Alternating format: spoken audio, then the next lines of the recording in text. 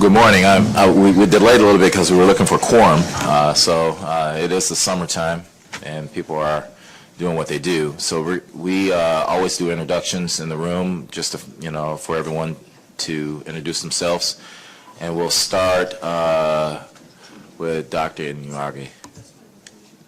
Yes. My name is Jerome. We have Professor Emeritus School of Public Health at the University of Indiana. Okay. Dr. Reynolds. Lawrence Reynolds, Lynn president, and getting my lead service line replaced as we speak. All right. Ryan was from the state superintendent. Rich Baird, governor's office.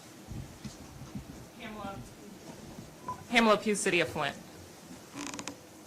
Jan Beecher, Institute of Public Utilities at Michigan State. Good morning, Stacy Clayton, Governor's Office. Morning, Captain Chris Kolensky, Michigan State Police. Harvey Hollins, Governor's Office. Brian Nolden, County Commissioner.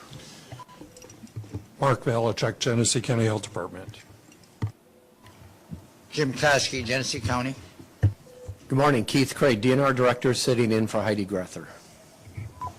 Nick Lyon, Director, Michigan Department of Health and Human Services. Mike McDaniel, Fast Start Program, City of Flint. Justin Londo, Auditor General's Office. Eden Wild, Michigan Department of Health and Human Services. Jared Wall-Hodgson, Michigan Department of Health and Human Services. George Cristiano, Michigan DEQ. Tiffany Brown, Madam Quiet Office of Montreal Office. Drew Lasher, Department of Health and Human Services. Larry Speckler, Treasury. And we've just been joined by Dr. Laura Sullivan. Good morning, everyone. We have signers in the room, so they're going to be moving around, and do want to welcome everyone here.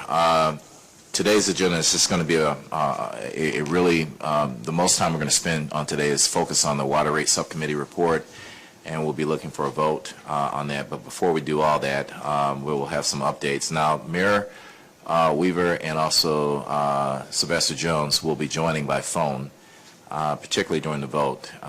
They're both out of state, I believe, and as well as the governor. So they're not here. So with that, I'm not sure who's doing the city update for Flint. Is it Dr. Pugh? Okay.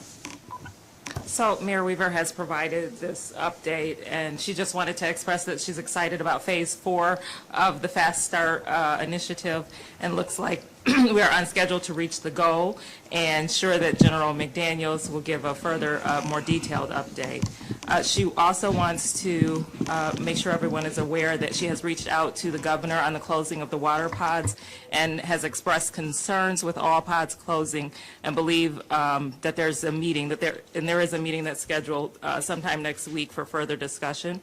She also wanted to mention that the City Council voted to postpone the vote on the water source recommendation for 30 days. It was on the agenda for discussion by Councilman Mays, but died for lack of support for even a discussion. And so I think we'll talk, and she left room for public health updates. So the public health community has been discussing the closure of the pods, as well as what this means for schools. And so there's many around the table who have been a part of those discussions, and I'm sure that that will come up soon. So just in expressing our concerns and being able to further advise the mayor on concerns of the closure of all the pods, and why we think that that's a public health a threat, or not necessarily a threat, but we have public health concerns as it relates to that.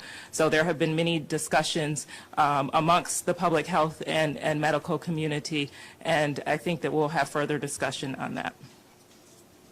Thank you. Any questions for Dr. Pugh? Okay, Commissioner Nolan. Yeah, good morning. Thank you. I really don't have an update. It's just a couple of concerns that was brought to me by my colleagues. We know that when this water emergency started, that the county could only, I guess, statutorily receive about $100,000 reimbursement, but we still have that $1.2 million that was expended when this water emergency first started. And we know the Sheriff's Department, quite a lot of it was from the Health Department. And we were just wanting to know or get an update on that. And we know that Mr. Beard came in and talked with the the Board of Commissioners last year around that. And one of the concerns is because we just saw recently that the University of Michigan Flint had about $800,000 for reimbursements, and they received about $400,000. So we were just concerned, and we want to know if, in fact, is that something that's still being looked at, and we would like to have some further discussion on that. That's one of the concerns. And second, we are mandated from a lawsuit that was filed against the Sheriff Department to put in a water filtration system. It's going to cost about $50,000, and we're going to be putting it in within the next couple of weeks. And because this lawsuit expires, I think, September 1, we know that we're going to probably end up with some additional lawsuits because of the inmates. So we wanted to make sure that you guys were aware of that as well, too. And if there's any possible way that there's some funding, because it's coming out of our general fund, we just wanted to make sure that you guys were updated on that. And that's basically it for my update. Thank you. Any feedback or questions? Commissioner? Rich?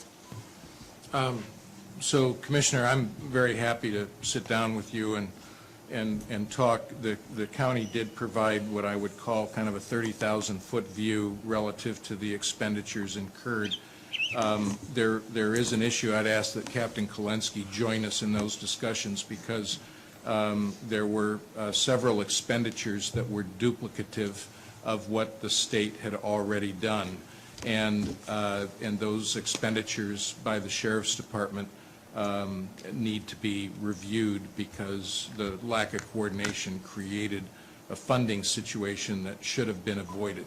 But notwithstanding that, I'm sure Captain Kolensky and I would be happy to sit down with you and your colleagues to determine, what possibilities exist for some reimbursement. Thank you very much. Okay, thank you. Next on the agenda, we have a update from water quality. George? Thank you, Harvey. So I have a couple of things to share with everyone. First, I want to give an update on the core efforts, and we have very encouraging news to share. So far, to date, since we began the program, we have knocked on over 320,000 doors throughout the city. So when you figure there's about 30,000 residences, we've basically knocked on each door an average of about 10 times now. In addition, that has led to us having over 100,000 conversations with residents.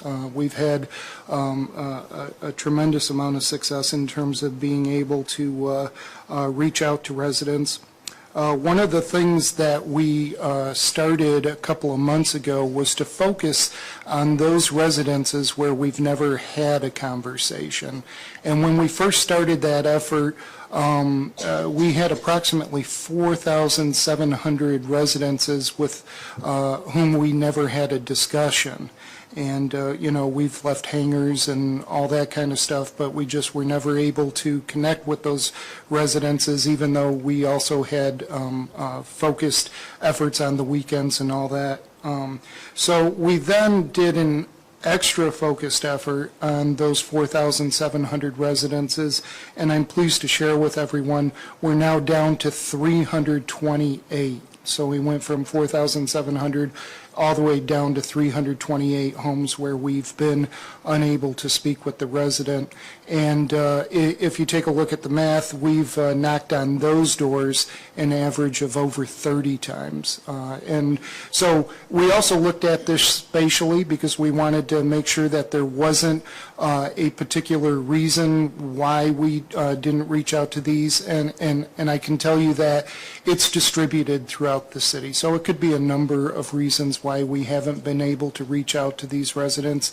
But we keep on continuing to explore how we can get to everyone in the city, but I'm very encouraged by the fact that we've got that number down as low as we have.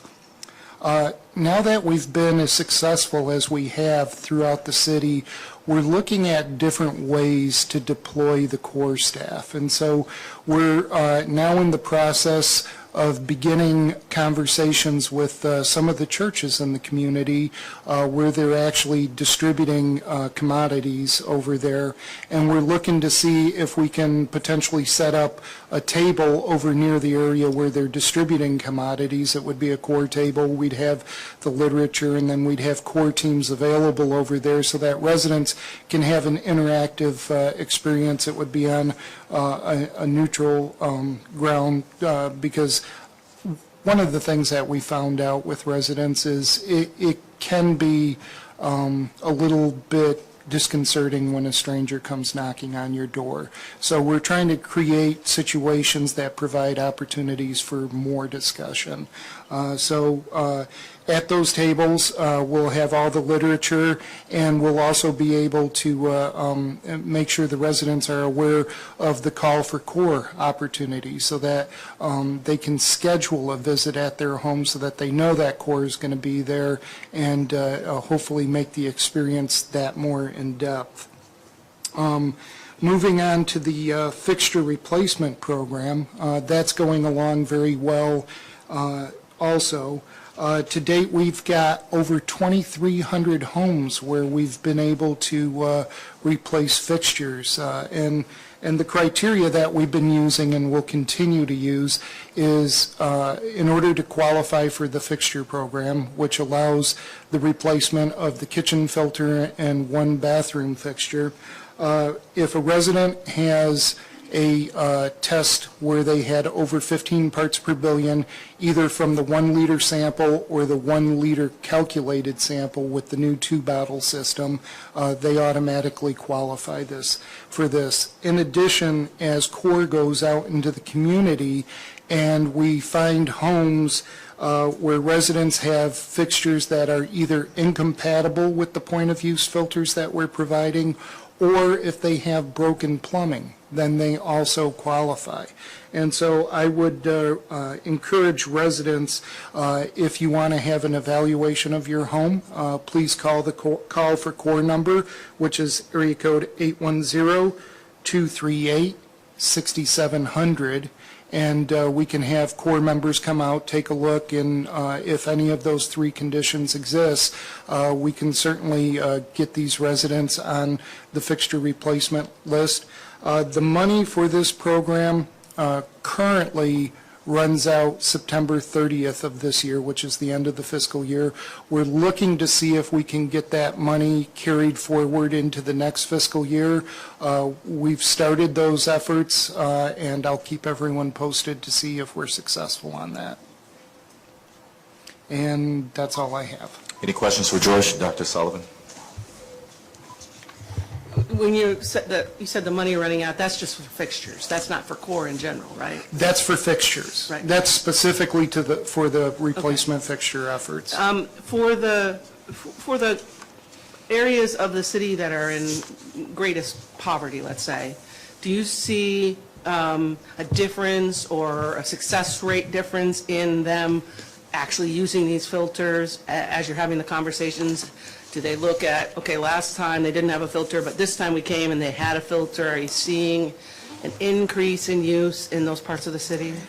I don't have information with that type of granularity. What I can tell you is anecdotally filter usage is up, and it appears as though the percentage of filters that are installed improperly or residents that are unaware of the maintenance requirements, that is going down. So citywide, I can tell you that the efforts have been having a positive impact, but we haven't broken it down demographically. Okay. And one other question, as CORE is going around now, are they educating residents about the change and where they will be able to get filters as the pods are shut down, so that people know where to go for filters? Well, once those decisions have been made, absolutely. Yeah, that's part of the CORE presentation is where resources are available. So as that information gets updated, that will be provided to the residents. Very good, thank you. Dr. Pugh? George, and I'm not sure if I'm clear. What do you mean by conversations, and can you tell me the number again that you Yeah, have? so the door knocks is 320, greater than 320,000, and conversations is over 100,000. And the difference between the two is, if you go knock on a door, it doesn't mean that that person's going to answer. So by a conversation, I mean a successful visit where we've knocked on the door and the resident has answered the door and we've had the opportunity to have a conversation. Now, the extent of that conversation varies wildly. Some folks will just say, hey, thanks for coming by. I've got it covered. Everything's good. To, yeah, come on in. Let's have the full-blown presentation and everything in between. Go ahead, Chris. Thank you. Thanks, George, for the update. And George, can you just talk when the Corps members go there? Do you have the number of the kitchen filters that have been verified by those Corps members? Do you? I have the number, but I wanted to just. I don't have that with me. Because I'm showing like just over 45,000 kitchen filters verified by DEQ. Does that sound? That probably sounds okay. Right. I mean, and bear in mind, there's probably a lot of duplicates in there because, if you go to one resident 3 times, each one of those, if they allow you into the house, each one of those would count as one. So in terms of unique addresses, I don't know what that number would be. That would be a grand total. Okay. Because out of those, I'm showing existing filters that have been verified by DEQ to be just over 38,000. So I think it's important to note that we have a significant number of verified filters on at least the kitchen faucets out there. That's a subset of the 100,000. Yes. That's part of the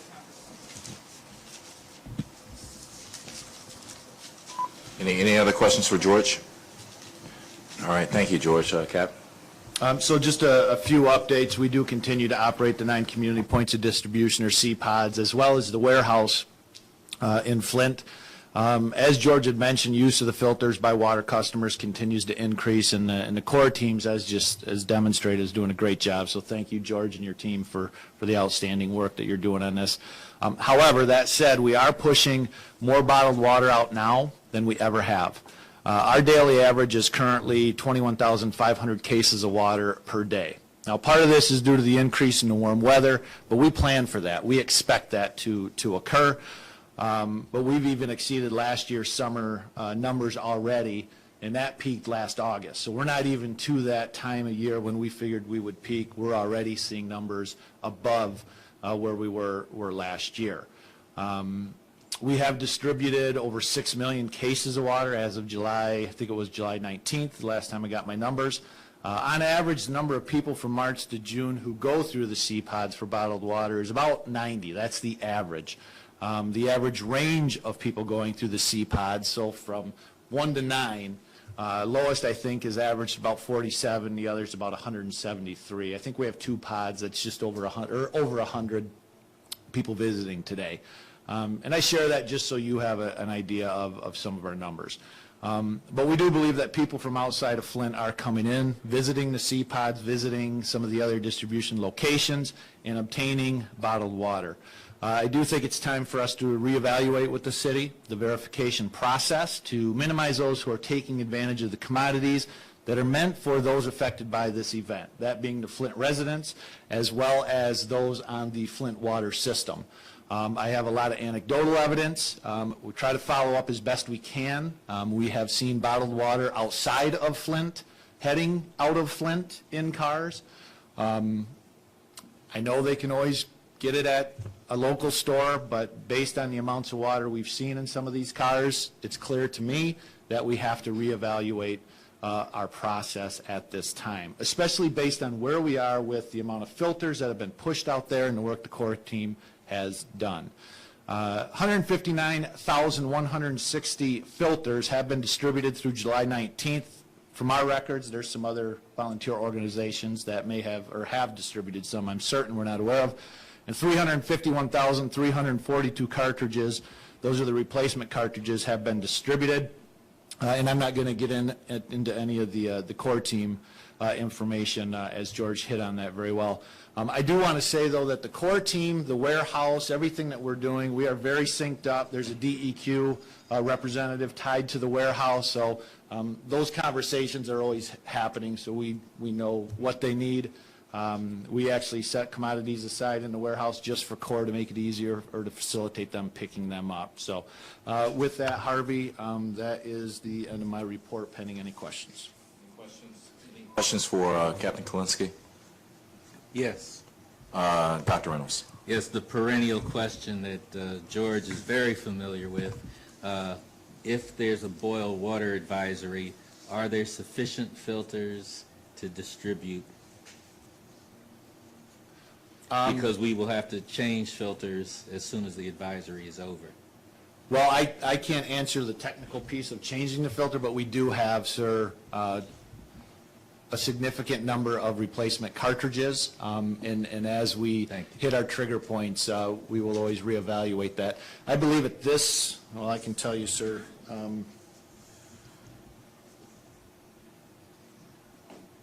we have a lot. I would rather, we have a significant number of replacement cartridges in reserve. All right. Any other questions for Captain Kalinsky? Okay, seeing none, we have a dashboard update by Scott Hippica. Good morning. Thanks, Harvey. So in terms of all the items that I track, I'll start out with the governor's 75-point plan. So of the 75 items, 60 of those are complete in one shape or form. So, and by that I mean we either frame them as complete or complete ongoing.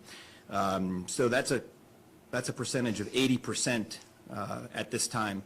We subcategorize those into short, intermediates, and longs. So the short-term items were 33 of 34. For the intermediates, those are 16 of 16. And for the long terms, those are 11 of 25. So from my swim lane at this point, we are completely on track with regards to those 75-point plan items. Within the Flint Water Advisory Task Force report, which some of the folks in this room helped build that report, if you recall, there were 44 recommendations in that report. We have 13 are complete or complete ongoing. 9 of those were referred, meaning they were given to the city or the EPA or the county. And then we have 22 of those are in progress. So again, from my position, we are on track with the Flint Water Advisory Task Force report recommendations as well. Insofar as the Flint Action Tracker website, we are going through a revision of that, so we're going to be, the intent is to launch by about 1 August an updated version of that website that will continue to be a little bit more user-friendly than what the current platform is as it exists today. It'll make it a little bit easier for residents to be able to kind of dive down into more details for those that want to. And it'll also include different videos about sort of success stories and different items that will allow the city to articulate some of its successes as well as the county and state. And then last but not least, based upon feedback from the community, we put together a phone app. It's called My Water Tests. It's available in both Android and in your Apple iOS versions. Again, it's called My Water Tests. We ran a pilot with our partners at Flint Cares, and we had some of their folks give us feedback on that. This is version 1. We intend to take feedback from different folks who want to give it to us and continue to make this better. The intent of the phone app is when you go into it, you'll upload your address, and you'll be able to see all of your water test results from as many water tests as you've submitted. You'll see all those in one location. So it'll have all your water test results, as well as you'll be able to put in when you changed your filter last, and the phone app will automatically give you a reminder as to when you need to change your filter. And that's a tidbit that was requested as well, so we responded in that capacity.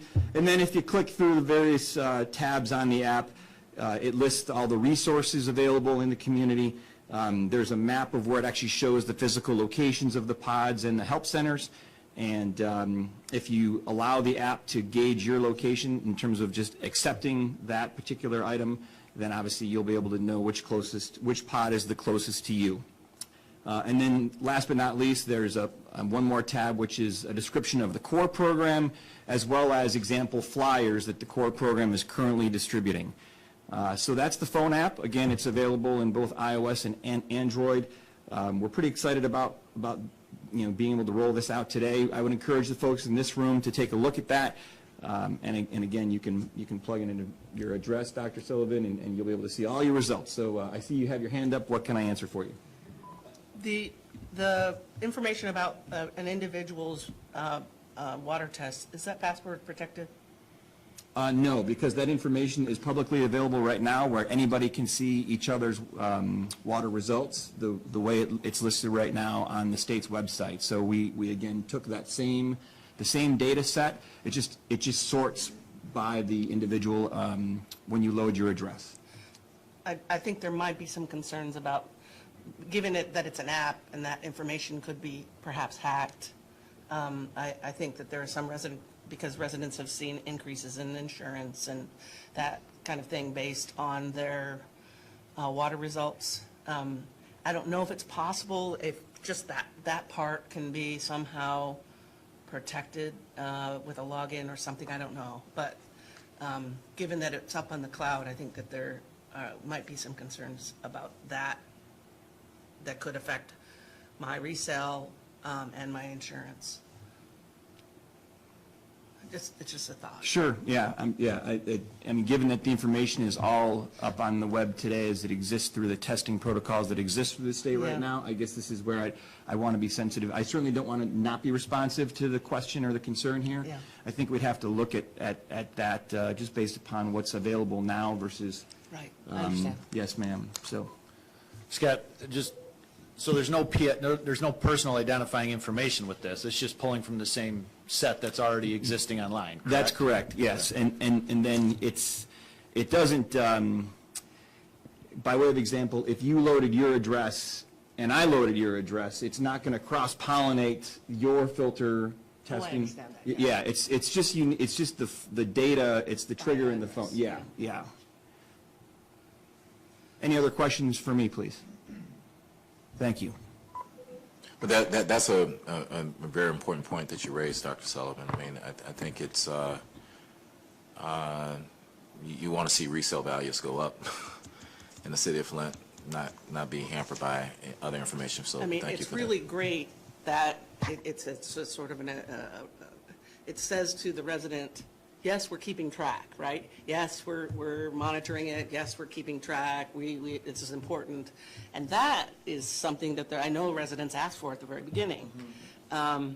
But once it started to be used by realtors and insurance companies, residents started to say, "Wait a minute, I don't think I want anybody to be able to see my test results." So. Just to know, I like being the optimist. The good news is that if you are trying to sell and the test results are positive, I would think that would be beneficial. So I think we also have to look at that side of this too. So. Thanks. Awesome point. Okay, we have a Flint water source update by Rich Barrett, and I'm not sure, is the mayor on the line too? Not yet? Okay. No. Okay. Go ahead, Rich. So, as everyone knows, Mayor Weaver made her long-term source water recommendation in April to City Council. April through July, several meetings were conducted individually and collectively to brief City Council members and the public on the details of the source water recommendation. I participated along with John Young, former CEO of the American Water Works Association, in meetings with each council member after Mayor Weaver's announcement, and then again several weeks later in June with 7 of the 9 council members. We did have invites for follow-up visits with all 9 council members, but 2 members were unavailable, one due to an incarceration and another was recovering from cataract surgery. We've continued to make subject matter experts available to deal with council members on demand. During that same period of time, several entities reviewed and endorsed the mayor's recommendation, including this body, the FWICC, and the American Water Works Association, and leaders from the Mott Foundation, the Concerned Pastors for Social Action, and the Genesee County Flint Chamber of Commerce, to name a few. In mid-June, City Council was asked to take the resolution up in committee and to vote on it before the end of June. They chose to postpone the vote in June and again in July, and to not offer any alternative recommendations to the long-term source water issue. So given that the City of Flint is paying for 2 water sources and does not have a favorable long-term contract with the Great Lakes Water Authority, lack of action on this issue is costing the city an extra $600,000 each month. The city's projected that it will deplete its water and sewer fund reserves by the 4th quarter of 2018, which will necessitate a significant rate increase for residents and businesses if this is not resolved. So these actions and inactions have necessitated the state's petitioning of the federal court to determine if proper authority exists for Mayor Weaver in the state of Michigan to move forward on the execution of the agreements to secure a long-term water source on behalf of the people of Flint. And a preliminary hearing with Judge Lawson has been confirmed for August 1st. And that concludes my update. Okay. Any questions for Rich on the update? I just have one question. Rich, I'm not good at figures, but as I understood it, the city is literally losing $9 million a year between the amount that they are paying now at $21 million between GLEWA and then the debt service to KWA. And in the new agreement would be $12 million. So they're losing $9 million a year, I understand, correct? That's basically correct, General. The numbers break out as follows. $7 million relates to the bond responsibility, the bond obligation for the KWA water source, and $2.4 million is the current. I'm sorry, that may not be exactly right. I think it's $2.4 million is the savings that would be realized from a long-term contract with GLEWA versus the Great Lakes Water Authority only has 2 kinds of contracts. They have a 30-year contract, which all of their wholesale customers have, and then they have what's not a 30-year contract. It could be 1 year, it could be 2 years, it could be 5 years, but whatever it is, it's the same amount if it's not 30 years. And that's the situation Flint is in now, and Great Lakes Water does not have the authority to provide short-term contracts without triggering a renegotiation for all of its water customers across the 4 million person customer base. So that's the reason for the long-term contract and why the savings are very significant to the city of Flint. But your estimation of roughly $9 million is accurate when you combine the difference between short and long-term contract cost and the $7 million relative to what the bond obligation for KWA, a water source that they're not using, is costing. So I'm no expert in math, of course, but $9 million a year would be divided by 12 would be more like $750,000 a month. Is there something that reduces it down to $600,000 a month? Yeah, because I didn't want to overstate the problem. You're exactly right, but because Flint is under a short-term contractual obligation now, I took the long-term savings of $1.8 million versus the current short-term cost. All right, that explains it. Thank you. Any other questions for Rich? Water source? Okay.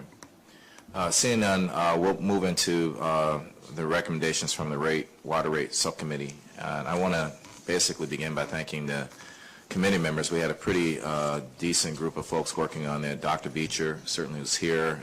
Will be explaining these recommendations as questions come up. Eric Rothstein, Sylvester Jones, Vicki Van Buren, Eric Scorzone, Larry Steckelberg, Angela Demkowski, Dr. Sullivan, Schuler Davis, Robert Benzik, Jaleesa McDay, Dr. Inriagu, Natalie Pruitt, Cheryl Thomas, Dr. Pugh, Mr. Young, and also Dr. Reynolds. We met for a few months actually on this, and we have a pretty decent recommendation.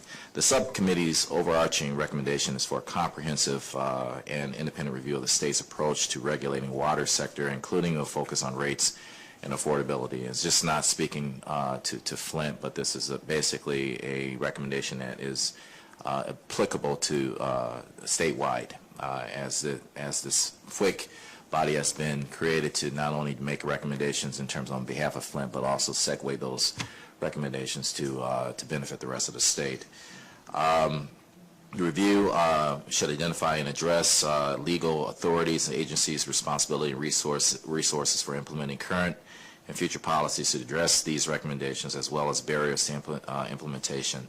And the ideas complement the findings in the 21st Century Infrastructure Commission report. There is a policy vehicle that exists in our state, and as a result of the 1996 amendments to the Federal Safe Drinking Water Act, which required states to develop a strategy to develop technical and managerial and financial capacity for all water systems. The water systems have these three essential capabilities, are better prepared to meet service obligations and especially public health protection. And Michigan's strategy was published by the state in 2000. So there is an event, a document that that the state can actually modify or edit to include the recommendations or other recommendations that the governor sees fit to change the existing document. So we do have a vehicle that's there that the England administration actually pulled together. I believe it was England administration did this.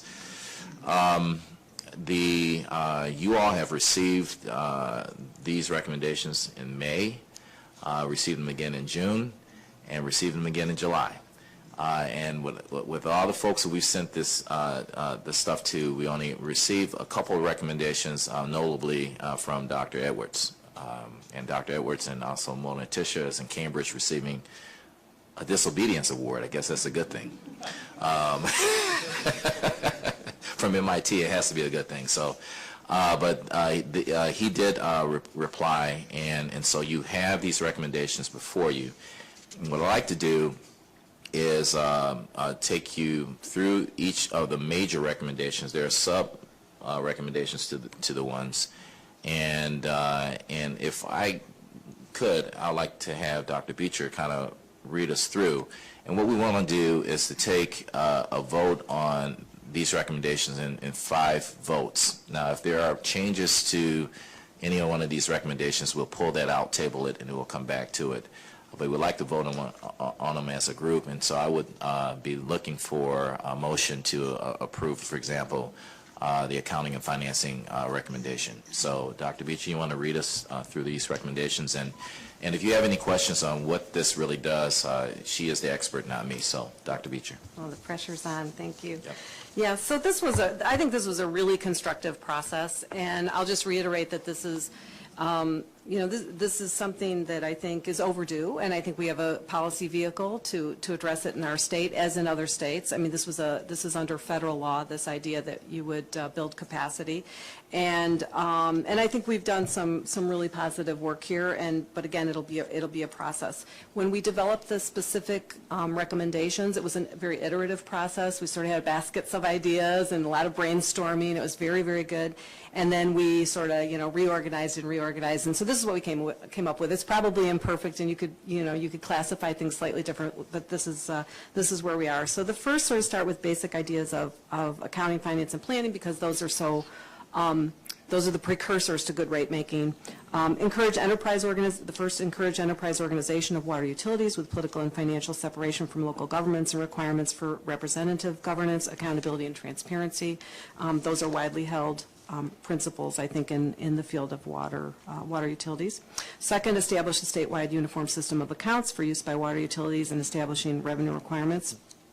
comprised of capital and operating costs, conducting cost of service studies, preparing financial reports, and benchmarking performance. There are available systems. This is with most of this, you don't have to reinvent the wheel. There's been 100 years of practice in this area on which we can build. Third, require drinking water and wastewater, stormwater utilities to prepare multi-year integrated asset management, human resource financial plans to ensure adequate capacity for meeting all applicable regulations and standards related to service quality with a review by a designated state agency.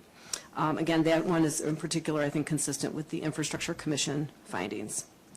Fourth, establish a formal review and approval process by a designated state agency for major capital projects requiring debt financing to ensure proper consideration of project merit, regional alternatives, and ratepayer impacts. And that goes to the issue of costs as they will ultimately flow through to rates. Okay, that's the accounting and finance and planning. May I have a motion to approve this as a group? So move. It's been moved and second, moved by Commissioner Nolan and second by General McDaniels. Any discussion on this group? Okay, seeing none. Oh, go I ahead. did have one question, just a matter of clarification. I'm assuming that 3 and 4 are referring to the same designated state agency. I mean, just if you're going to create a planning process, it seems to me it has to be the same state agency, whatever that may be. Right. That's a great question, and we did have some discussion of that. We decided not to go too far into implementation because we felt that the state would have to step back and think about, where existing authorities and jurisdiction lie. So that's a logical interpretation, but we decided to sort of stop at that point. Would you agree, Harvey? Yes, absolutely. Jim? Yeah, as you may know, my background is in stormwater. And in the Michigan system, stormwater, in most cases, is handled by the Drain Commissioner, Public Works Commissioner, that. I mean, for instance, it says an annual report. Now, a Drain Commissioner has got to do an annual report of all activities that happened on a established county drain. But like in Saginaw, we had over 1,300 specific county drain, and each county drain is a different district in a separate municipal corporation. So to do a annual report and an annual thing of how the situation, if you worked on it, that would be fine. But there's so many of them you don't work on, and you have it, over to the state. I bet Genesee County's got several thousand also of these county drain districts. The paperwork of that would be really something to have to do. So the word stormwater throws a flag up for me to just look at the logistics of doing that. Dr. Beach, you have a reply to that? Well, I think in part 3, we're actually asking for a multi-year strategy, not necessarily an annual report. So I think, I think what we're trying to get to, though, is that the burden on customers is a combination of water, wastewater, and stormwater charges, if those apply. And so I'm not, we can clarify the language. I think we're generally looking for annual financial reporting from utilities, organized, legal entities as utilities. And you're raising a good point, though, that to the extent that some of these functions are provided by another entity, we could say, or appropriate organization. But I don't think we're necessarily calling for anything that should be burdensome, again, relative to what they're supposed to be doing as part of the, good planning. And in planning in future, for instance, in stormwater, it takes the citizens of a stormwater district to petition for the commissioner to call a public hearing to find out to do any work on a drain, which means even if a drain is failing and that, the drain commissioner can't initiate a project. A project can only be initiated by what's called a board of determination, that is started by the citizens who are going to pay for it. So I just want you to be careful of throwing stormwater in with the rest of this, because there's a whole bunch of laws in activity that you may have a lot of conflict. So be careful when stormwater is thrown in with the others. Okay. Any other comments? Okay, we have a motion, and it's been seconded. Stacy, could you roll call? Keith Craig. Yes. Mark Edwards. Mona Hanna Tisha. Harvey Holland. Yes. Sylvester Jones.